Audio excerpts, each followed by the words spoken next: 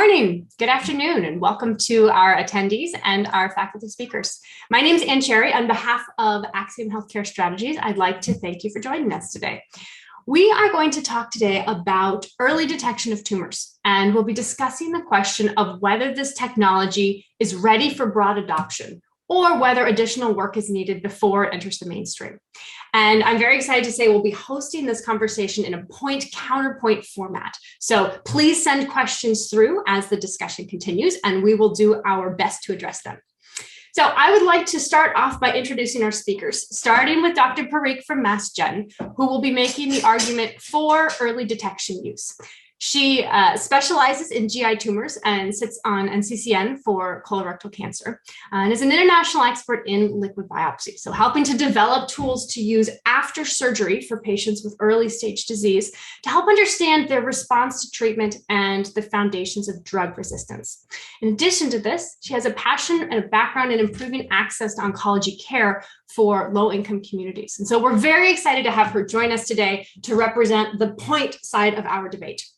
And then on the counterpoint side, with a voice of caution, explaining why these technologies may not yet be ready for prime time, we're honored to have Dr. Kasi, who is the Director of Colon Cancer Research and the Director of Precision Medicine Research for liquid biopsies at Weill Cornell, as well as serving on the American Board of Internal Medicine. He is an expert in precision oncology and liquid biopsy, published extensively in this space, and has a passion for tailoring patient care to each individual case. And he's going to be presenting the cautious counterpoint for us today. So before we dive into our point-counterpoint discussion, I'd like to give a quick overview of the technology as it exists today. So what we know, many cancers take years or even decades to develop, and they slowly over the course of time are accumulating genetic and epigenetic damage until they're eventually diagnosed. And generally speaking, outcomes for patients who are diagnosed early are better than those diagnosed late, particularly when it comes to patients who are diagnosed with localized disease, which can often be fully cured with surgical intervention. So the goal of early detection, what we're here to talk about, what we're working towards, is catching tumors early rather than waiting for them to get to that stage of clinical presentation and hoping that that will improve outcomes. So if we go to the next page, in our last Precision Medicine Town Hall, about a month and a half ago, where we talked about liquid biopsy for genetic testing, we discussed the pros and cons of an off-the-shelf approach versus a customized testing strategy for each patient's mutations. But for early detection, it has to be off the shelf because none of these individuals have a known cancer. So there's no question of sort of a personalized approach here. It has to be off the shelf. And there are many technologies that are being evaluated and many different analytes that could be looked at to understand what signs, what signals could cancer be giving that could be detected in the blood. DNA methylation, proteins, fragments of DNA or RNA or microbiome, individual sequences or genetic changes. Lots of technologies out there that are being looked at. But one thing I want sort of to keep in mind as we're having this conversation, some of the differences in the technologies that exist. Are we looking at one analyte or multiple?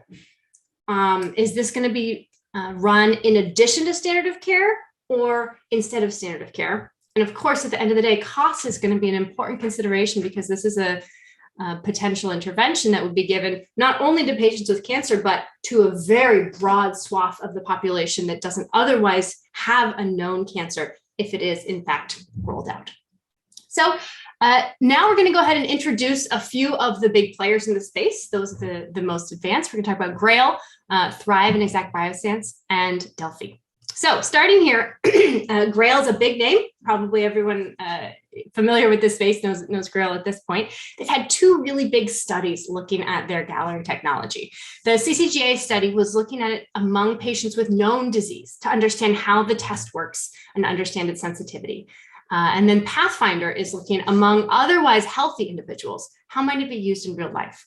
And Gallery is a test that is looking specifically at DNA methylation, which is sort of the furthest along of the various analytes and modalities used to look for early cancer. And it has showed varying sensitivity by tumor types, including many with sensitivity above 75%, where there aren't other screening options available. So this is quite promising. It could be used instead of current screening, not just in addition to current screening, especially for those tumors that don't have another screening option today. And then when you look in the sort of real world, going out to otherwise healthy individuals, testing them, looking for cancer in these patients, they found about 1 out of 70 tested older adults had a positive signal on this MCED test, multi-cancer early detection test. And of those, about 1/3 of them were able to identify a clinical cancer. And so one of the things that our physicians are going to be speaking about in a few minutes is the pros and cons of going through this process and identifying a tumor or having a positive signal and not being able to identify a tumor, what that might mean for the patient. So moving on from GRAIL, the next test we want to talk about today is the EXACT and THRIVE, which is a combination of methylation and protein testing and mutations. So a multi-arm approach to looking for early cancer here. This has far fewer methylation sites than GRAIL. GRAIL looks at many methylation sites. This is more targeted. And so this test is designed a little bit differently from the GRAIL test, and that it should be used in combination with standard of care screening rather than in place of it. And as you can see on the right here, certain tumors, the standard of care screening worked better, like breast, but in other tumors, and importantly, lymphoma, ovarian cancer, CRC, and lung, their blood tests identified more cancers than standard of care did. So very promising here, good sensitivity for this test using a multimodality approach to look for signals of cancer in the blood.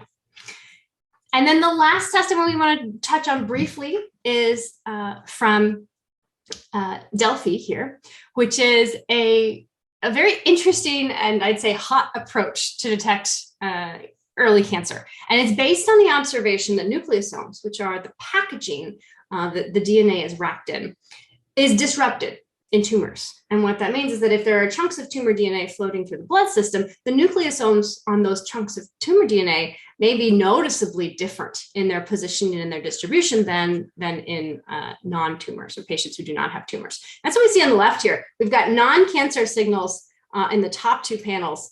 And then that last one at the bottom is a patient who has lung cancer. And it is a very clear signal in this particular example. And so this is a newer approach to looking for these early cancer signals. It's taking the scientific observation and turning it into a test to identify this signal. And so far, sensitivity is looking good, particularly for patients with later stage cancers, which of course is consistent across many or even all of the different technologies looking for early cancer. So one more point to make before we jump into our point counterpoint, before Dr. Kasi feels maybe I've used this introduction to unfairly bias our audience towards the benefit of early detection, a quick word of caution from the world of cancer screening. Because of course, cancer screening is attempt to do something very similar. They're looking usually for a particular tumor. And in many tumor types, and certainly tumor types like breast and colorectal cancer, early detection often means more effective, more timely intervention, and better clinical outcomes, better survival benefit. But an important screening study that came out last year in ovarian cancer challenges this axiom that earlier is always better. And they found that while 2 different screening approaches did increase the total number of diagnoses, after 16 years of follow-up, there was no actual change in the rate of death between the 2 groups. So let this be a cautionary tale that while we have reason to believe that earlier is often better, it does need to be demonstrated, and that the cost in the financial cost as well as the cost to patient experience needs to be justified by a true benefit to those patients whose cancers are detected. So with that, let's go ahead and get started on our point counterpoint. We're going to talk about early detection through 3 different lenses today. So first, we're going to talk about its potential impact on standard of care. Then what it means for patient outcomes and what is sort of known versus what maybe is not known quite as well so far. And then finally, the potential impact on the healthcare system as a whole. So, Dr. Parikh, over to you for opening point on how multi-cancer early detection could impact the standard of care in cancer. Thanks so much, Anne, for kicking us off. And I'm really excited to be here today. And at the end, Dr. Kasi and I will sort of share our real temporary views on various things, but I'm really excited to argue the pro of early detection. So, as Anne was mentioning and nicely alluded to, it's a really exciting time for early detection. With the advances in genomics and artificial intelligence, now the fact that we have blood tests that can really feasibly detect signals of cancer, such as genetic mutations and methylation patterns that are common in more than one type of cancer is just incredible. And to lay the stage a little bit, over 50% of the cancers that are actually diagnosed are diagnosed for cancers that we actually don't have standard screening for.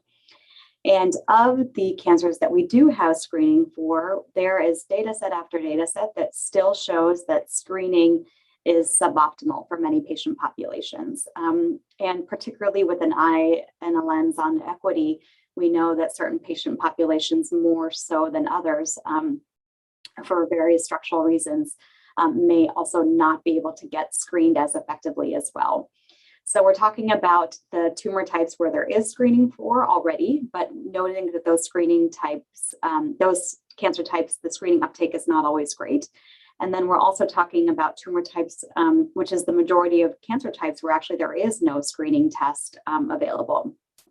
And one thing I think it's important just to comment on is that screening and the term screening is referring to just the average risk individual with no symptoms. So I think sometimes in this early detection space, people can get a little bit confused about using this as a tool in a symptomatic patient to try to figure out a cancer of origin, but that is not the case.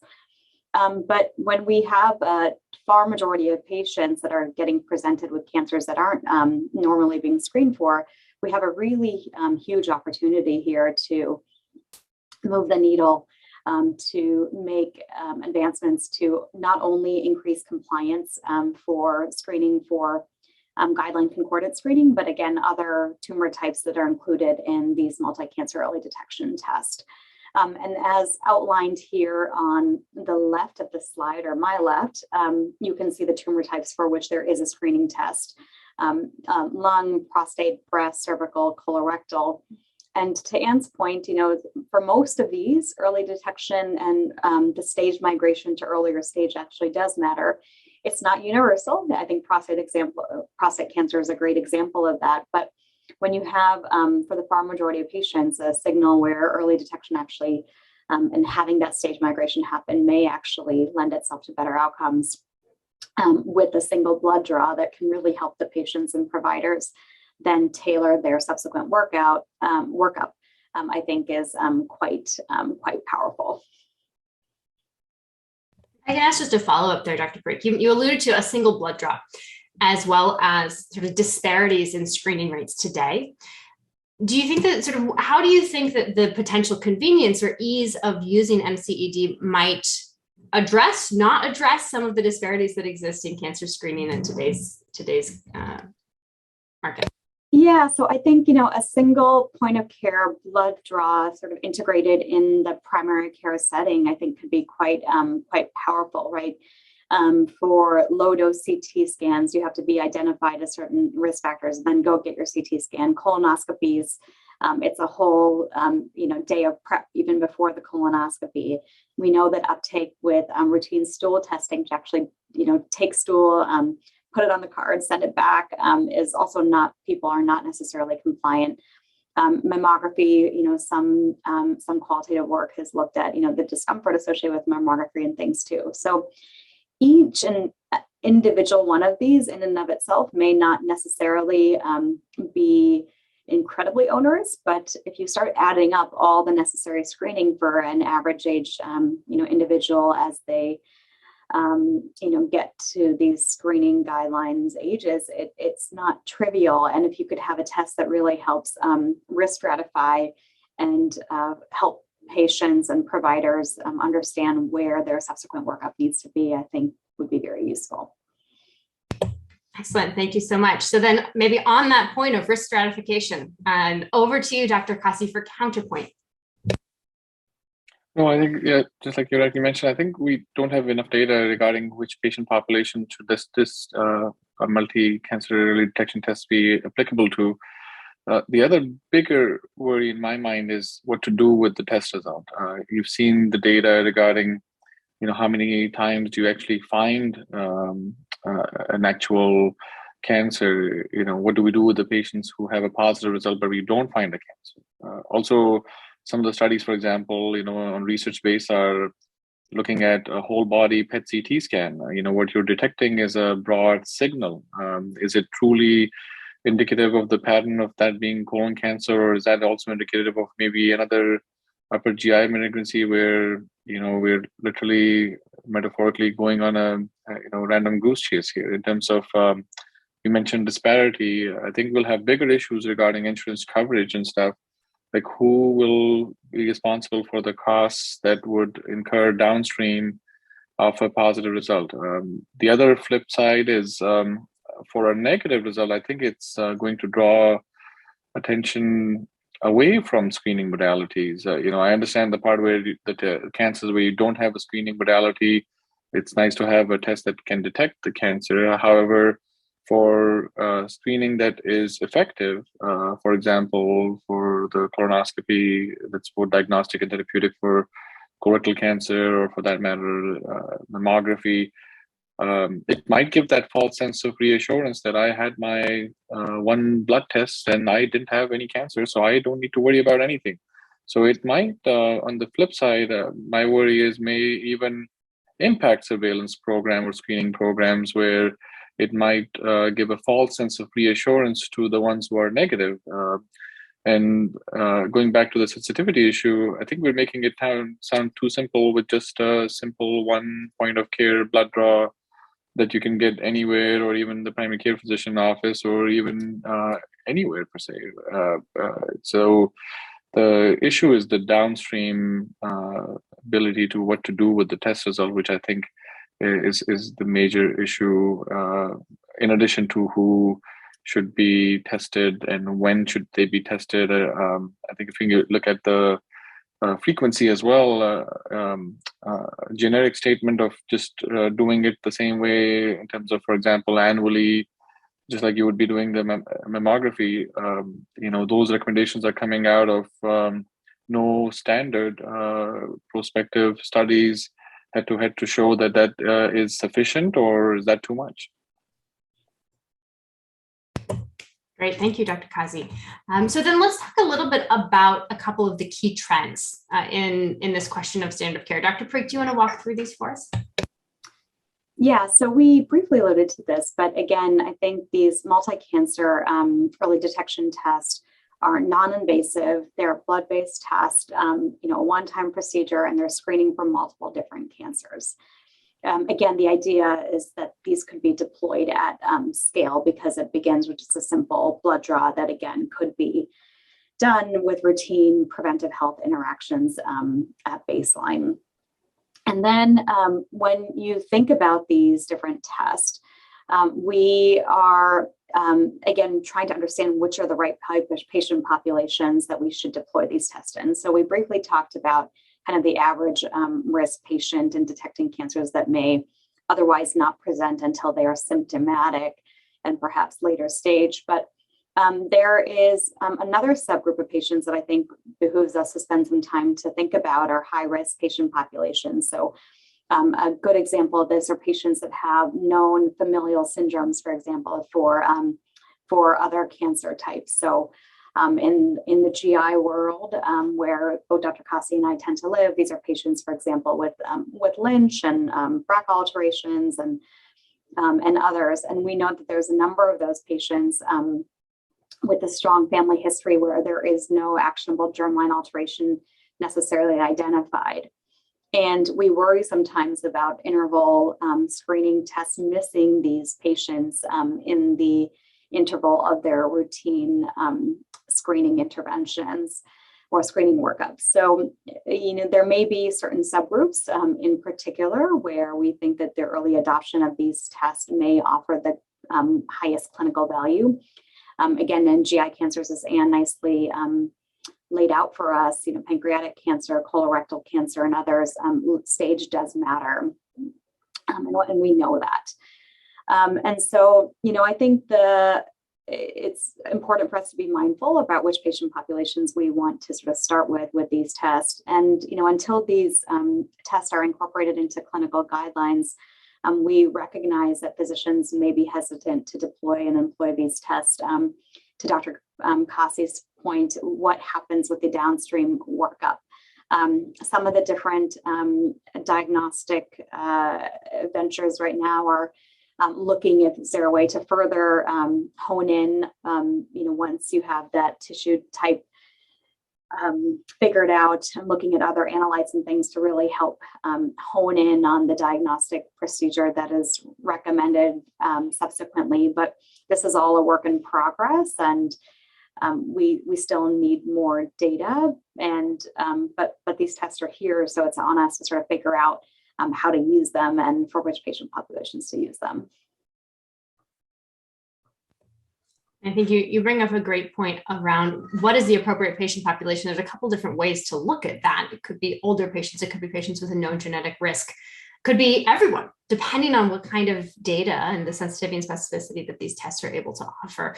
What's your sense on whether this question is already being investigated in this clinic, or is it still sort of a future, it would be nice to have to better understand the appropriate patient population here? I think the future is now, right? The tests are here. So I think all of us that are, both primary care doctors, but also oncologists, are having people come in with these tests. And so we have to figure it out as a community. And it's going to be all the different stakeholders coming together. It's, it's the primary care physicians, it's the patients, obviously the regulatory agencies, the academic communities, the payers, all of us to think together how we start to sort through this, because to your question, it's here. So we have to sort of figure out how to best employ this and make it such that it provides value and meaningful value for our patients.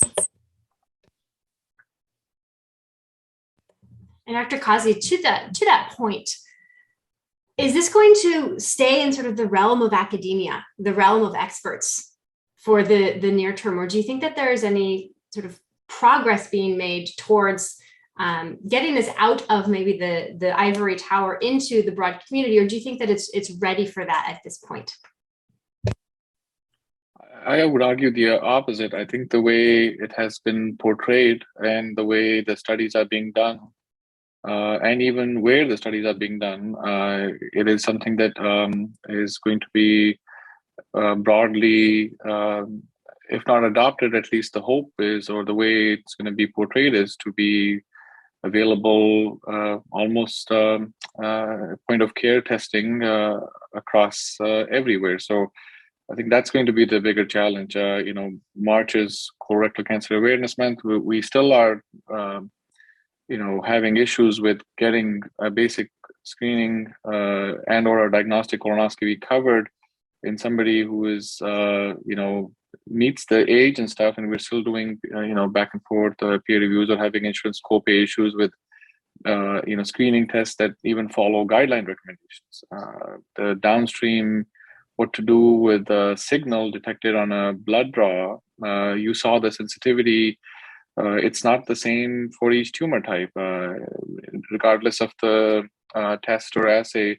There is biology that just play, whatever tumor fragments that are being detected, whether it's the fragmentomics from the Delphi assay or the methylation markers broadly from the Grail or Exact Sciences or proteomics.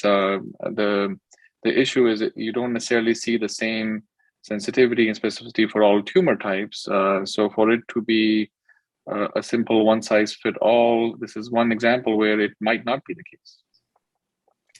Yeah, and I'd also sort of making a comment, on both the specificity and sensitivity, right? So I think each of these tests is sort of designed for a certain purpose. So when you have a high specificity test, the hope is that you're averting some of these false positives findings that may send patients and providers down sort of into diagnostic procedures that are unnecessary and harmful. But when you're sort of thinking about designing for the purpose of specificity, it may result in a lower sensitivity and having false negatives as well. And so how, sort of that push and pull of what are you optimizing for an average patient population, and maybe it's optimized differently for different patient populations. Yeah, and we do have a couple of questions coming through. Audience, please do feel free to send them in. One question here: how does the specificity of these tests compare to the specificity of the test that's already being used today? And false negatives, false positives, are they in a similar ballpark, or is one substantially better than the other, given the data we have today on these? I was going to make a comment which blends along with the question. I think even within testing, we have to recognize this is not one test. There are, broadly speaking, multi-cancer, multi-tumor detection assays, and then there are cancer-specific assays. And to that point, it's not surprising, regardless of whichever cancer-specific assay you look at, head-to-head, I do think they have a higher sensitivity and specificity for that particular tumor type, because you're taking kind of a deeper dive. Even though I agree it's not custom or tailor-made to that patient, but because it's custom and tailor-made to a disease, at least again, as we say in oncology, we don't necessarily do cross-trial comparisons, but even the studies that you look at, the numbers reported for a lot of the, for example, colorectal cancer specific assays, are a lot different than what you saw, for example, in the GRAIL study. So maybe it would be like Dr. Parikh was mentioning, in terms of, initially you want to have a goal of a broad sensitivity, and then because you don't want to miss people with cancer, and then you can address what to do with the false positive. Maybe just like as we were doing screening in the era of HIV, where it was more of a screening assay as a first step, and then more of a diagnostic as a second step. So maybe something similar along those lines would have to be accomplished. I don't know of head-to-head standard of care studies. I do think we need them. At least I have not seen.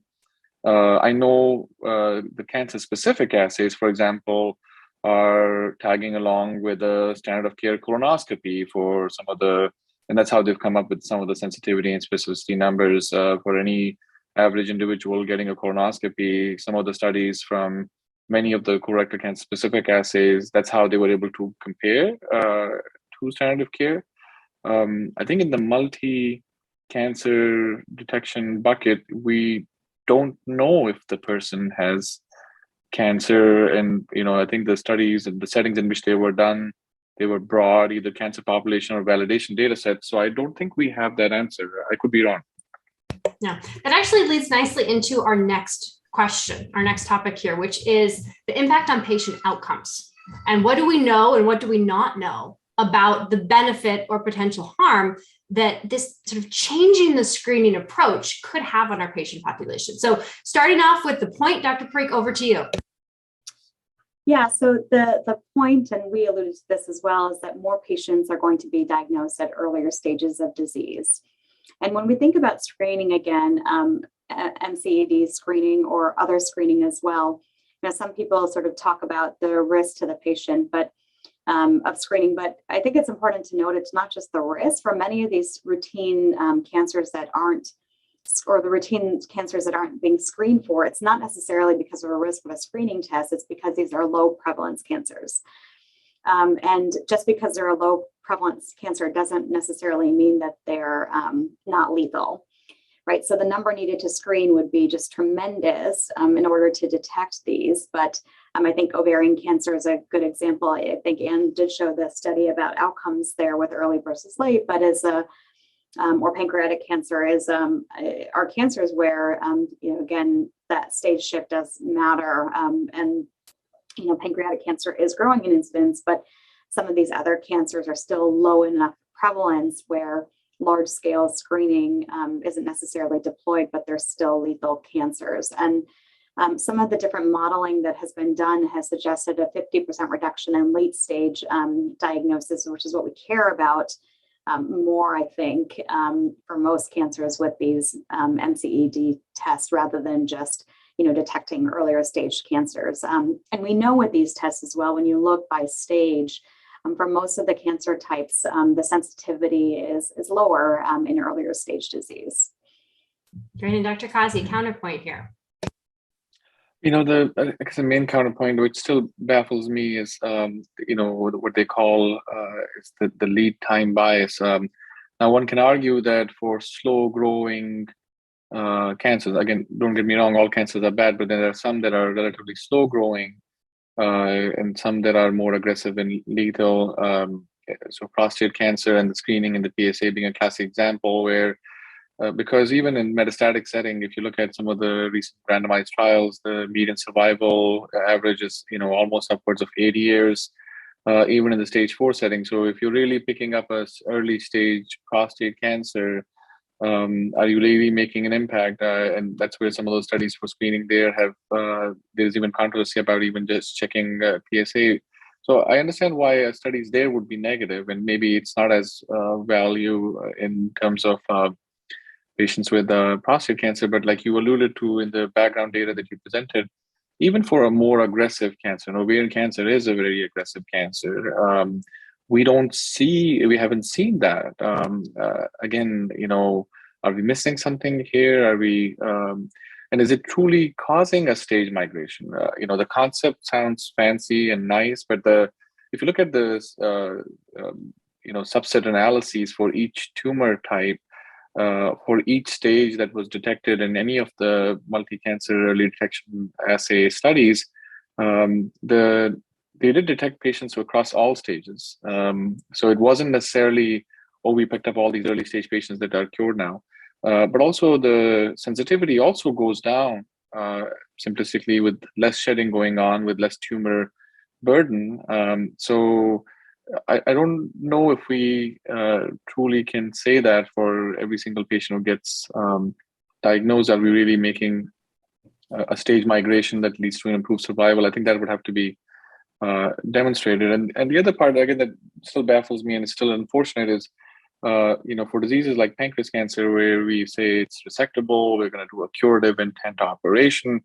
The 5-year survival is still pretty dismal, and some of that is because we think of that as a systemic disease. So, does the current staging system really allow for early detection by causing a stage migration, or are we just like, as you've shown here in this curve here, two individuals, two patients, both getting diagnosed with cancer, one getting diagnosed with routine care, or when it's become symptomatic, the other getting diagnosed with a multi-cancer early detection or some sort of a panel assay, and they're both dying the same amount of time, except that the bottom half patient is getting a higher duration of treatment, and our treatments unfortunately are also not free from toxicity. So are we just increasing the cost and burden of toxicity of treatment by intervening early, which is this lead time bias? So by saying that the bottom person lived longer with cancer,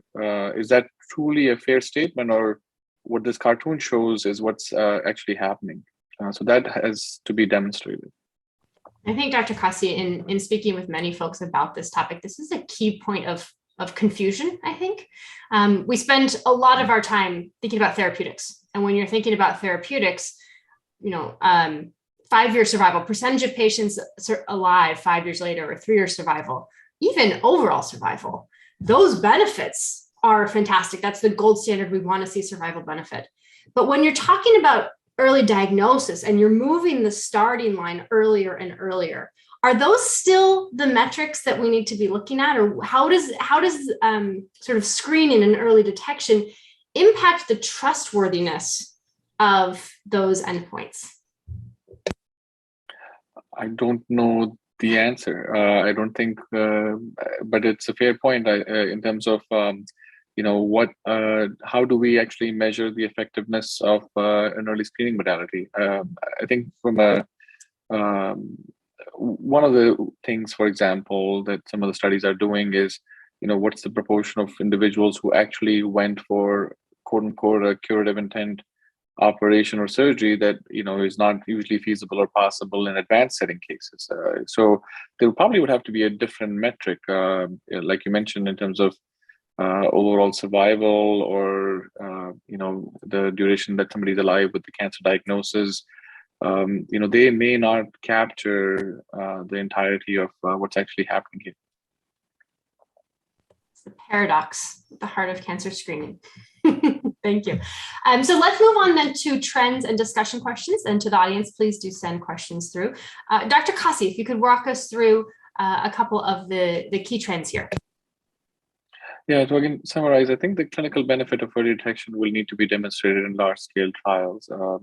We have the availability of multi-cancer early detection tests, and also some, like Dr. Parikh said, the future is now. There are many cancer-specific and also other multi-cancer detection tests that are already in the latter phases of completion of their trials.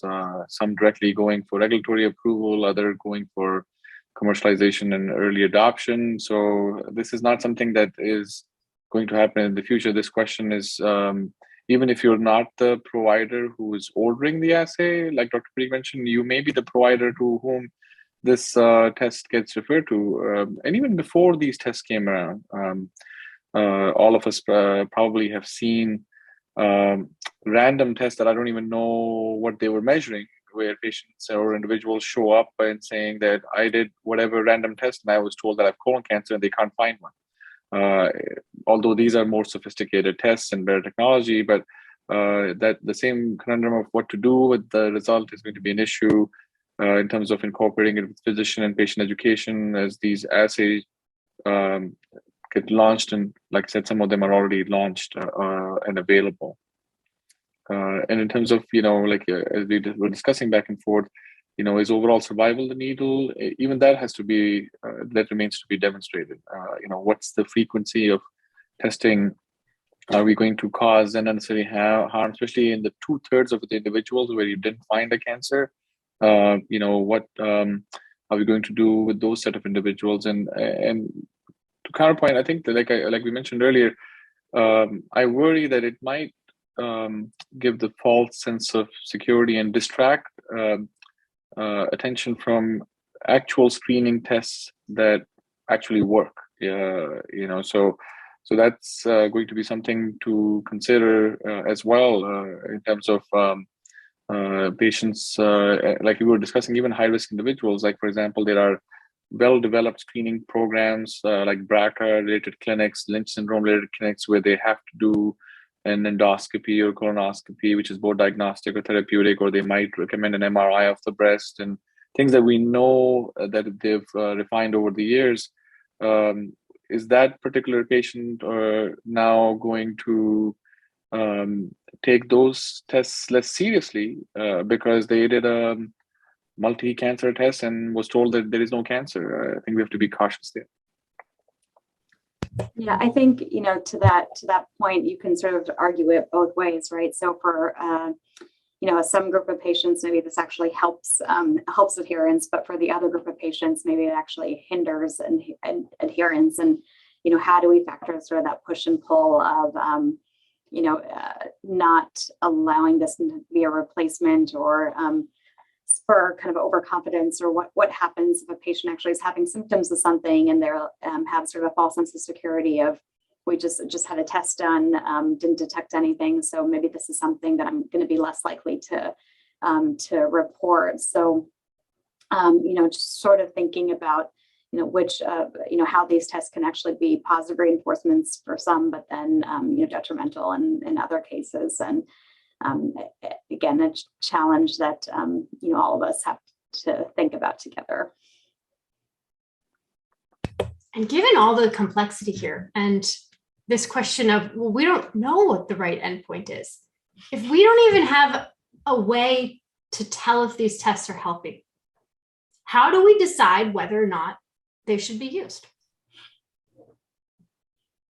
It will boil down to the informed discussion with the patient and the physician who is ordering it. That's to, like we say in medicine, before you order any assay or test, you need to know what are you going to do with whatever result comes out of it. The fact that it's available doesn't mean that it's should be ordered. So I think it would be, I think this is one place there would have to be an individualized conversation before the assay is ordered, so that we know what to do with the test result. Because if you have a person, for example, who may or may not do what it might take, for example, for at least diagnostic purposes, well, you could argue why even do the first part.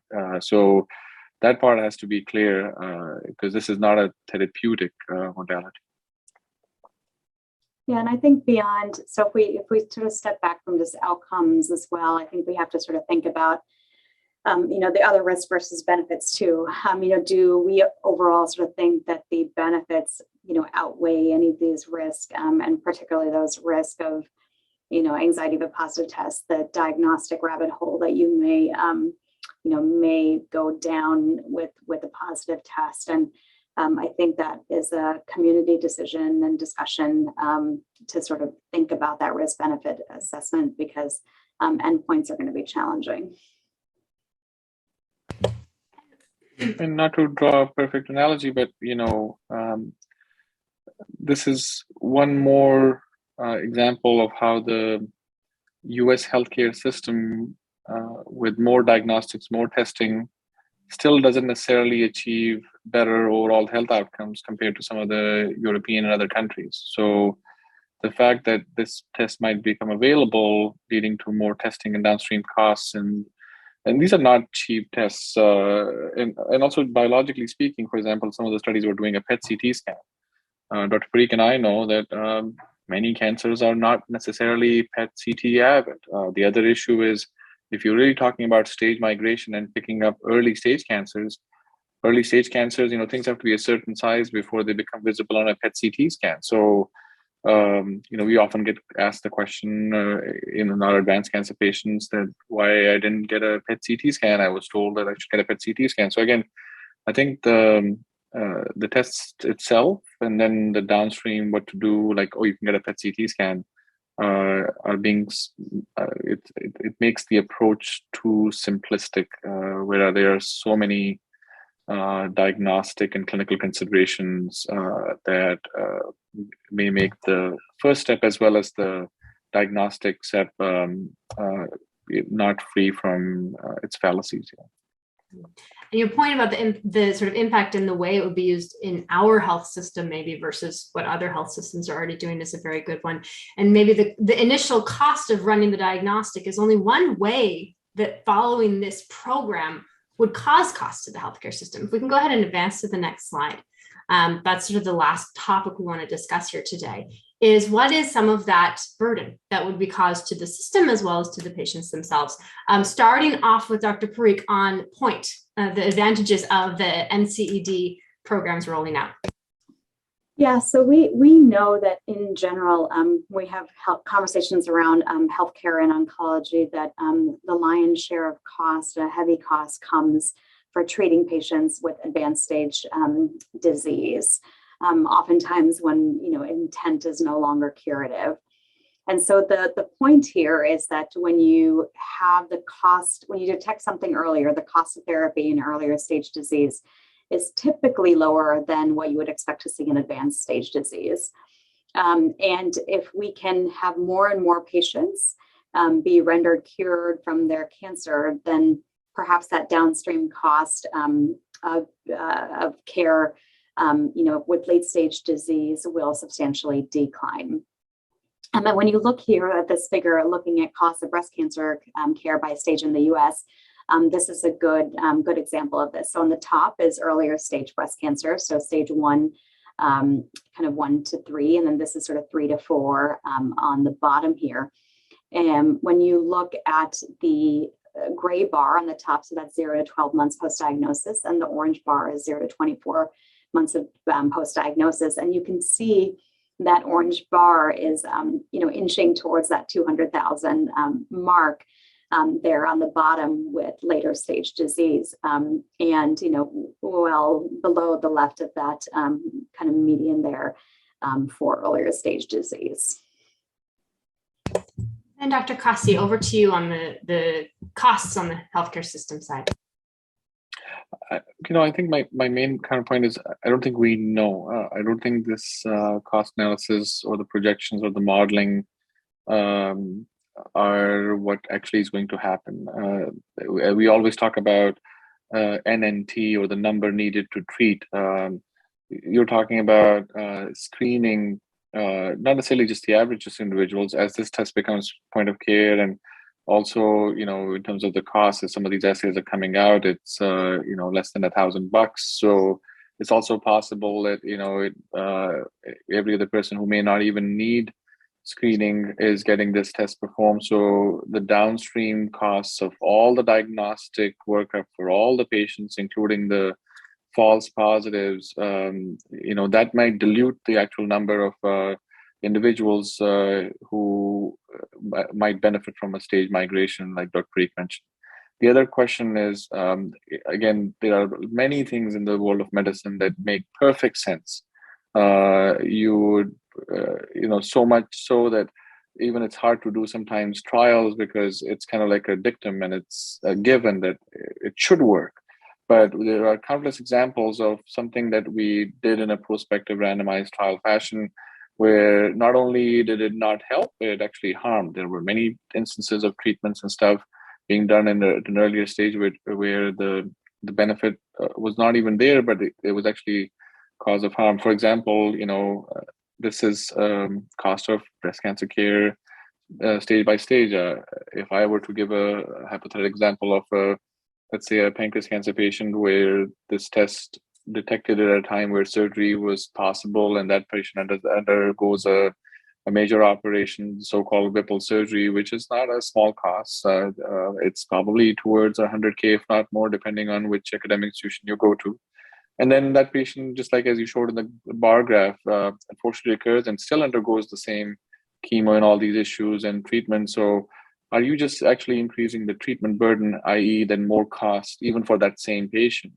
The benefit would have to be prospectively demonstrated. It may not be the same for all cancer types, especially for low-grade, slow-growing cancers. That one particular patient who may get another 10 years of treatment without an impact on their survival, for example, the monthly hormone shots for prostate cancer or some other cancer where somebody could be on treatments for years, those are, unfortunately, again, going back to our US healthcare system, there are so many drugs and treatment options that are available and approved that we might just be increasing the treatment burden without an actual impact on the individuals, but maybe even more cost to the society.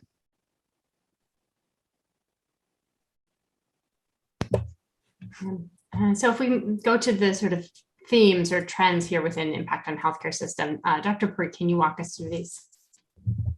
Yeah, so the key trends that we're seeing here is that our hope is that more patients will be diagnosed in earlier stages of disease, in which we think that standard of care would be more likely to offer a lower cost, fixed time duration, and or kind of single modality treatment rather than later stage disease. We think that the overall cost impact to the healthcare system will be informed by how many patients experience cure versus just extended years of cancer treatment, as Dr. Kasi was alluding to. And we're seeing more recent data published that, yes, we know that false positives are indeed a concern, but these false positives seem to be much lower than those who are undergoing standard of care screening. If I run a back of the envelope here, get 330 million people in the United States, a third of those are over 50, which is approximately the Grail cutoff. 1 in 70 get a positive test, and a third of those really have a cancer, and 2/3 don't. That's about 1 million patients coming in with false or unidentified cancer. Positive signal with unidentified cancer. That's a lot. It's a big number of patients, right? And that's the impact of making this point of care. And if you truly get it to the point of being part of an annual workup, that the magnitude of impact is simply different from anything that's going to be happening in an oncologist's office compared to a primary care physician. So given all of the unknowns, if you had to put a bet today, Dr. Parikh and then Dr. Kasi, do you think the overall impact financially on the healthcare system of rolling these out broadly would be an increase or decrease to the system at large?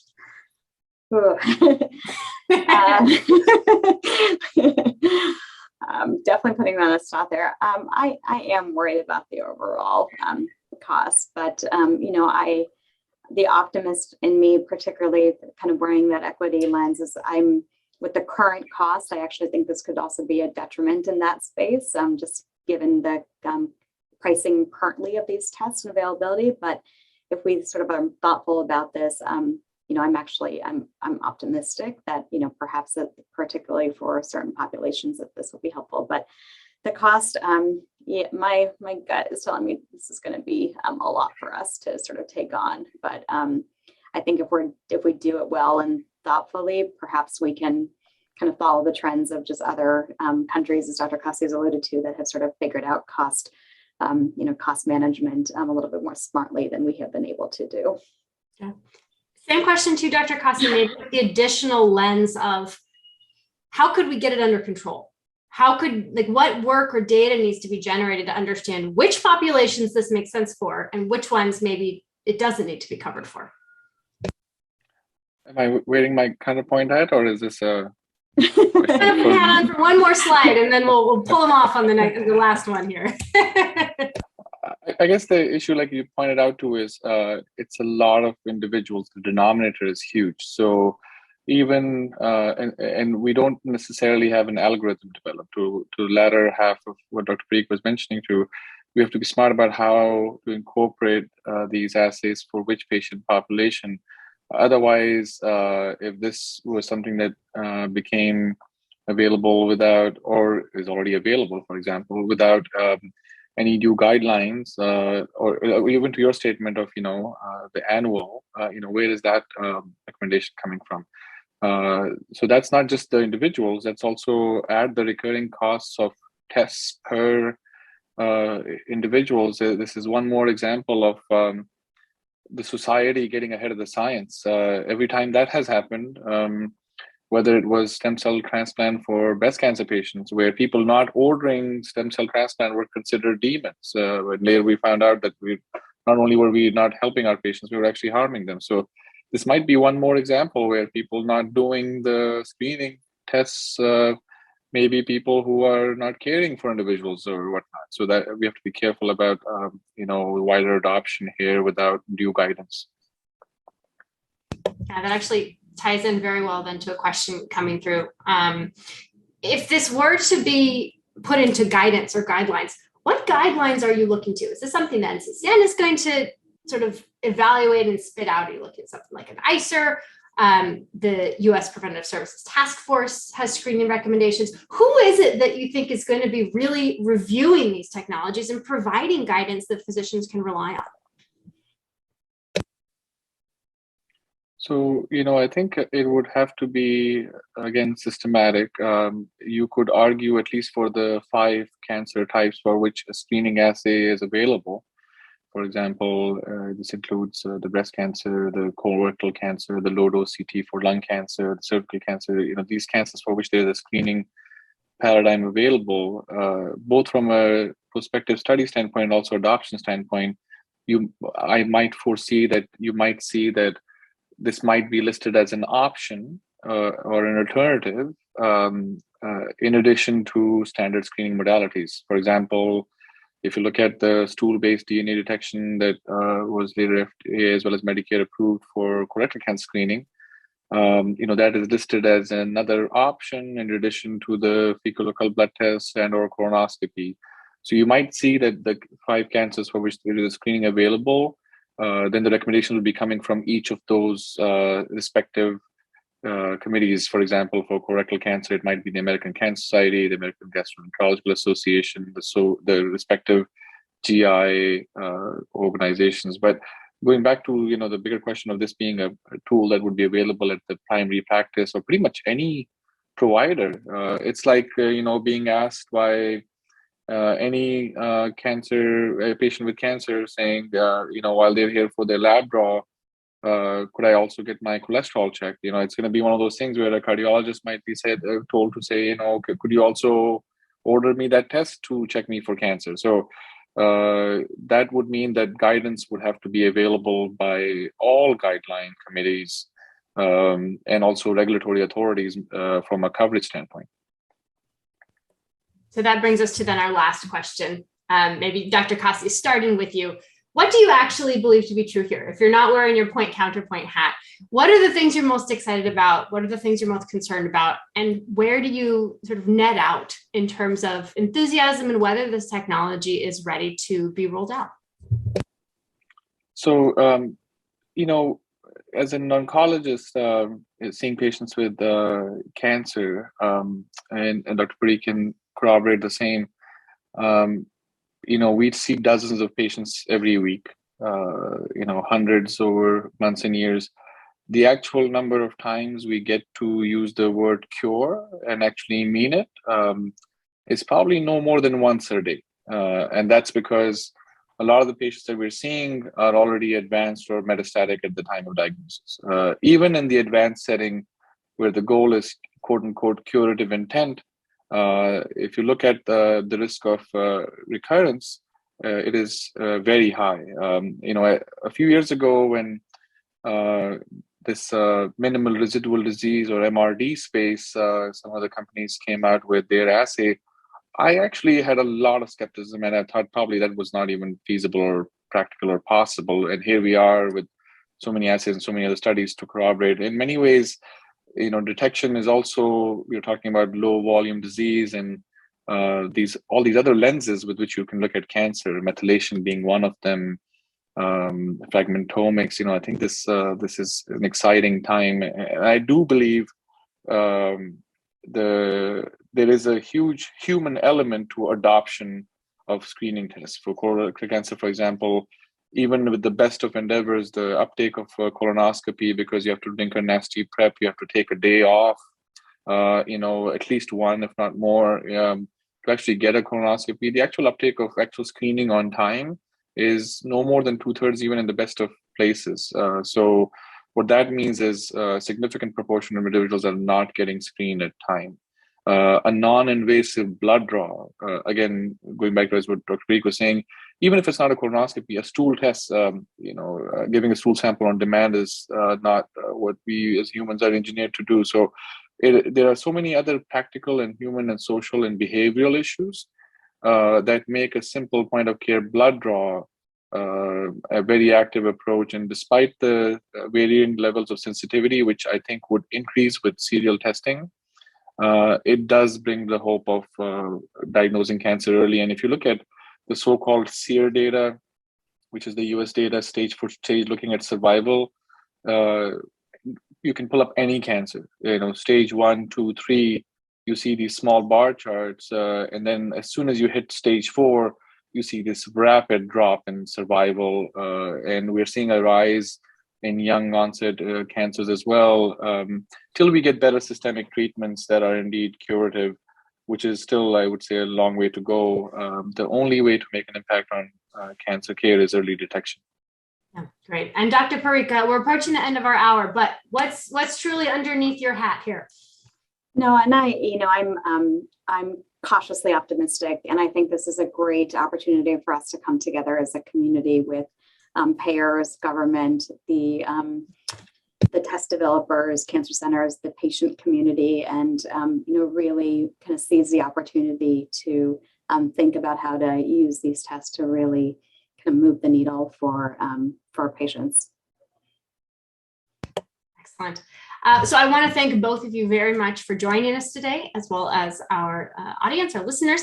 In the coming months, we are going to be hosting more opportunities to hear about pressing topics in the oncology landscape, some precision medicine, including care disparities, interest to both our panelists today, some exciting updates from AACR, and insights into some of the early stage signals in the next wave of cancer therapies. So thank you again to our panelists, and I hope that everyone has a wonderful afternoon.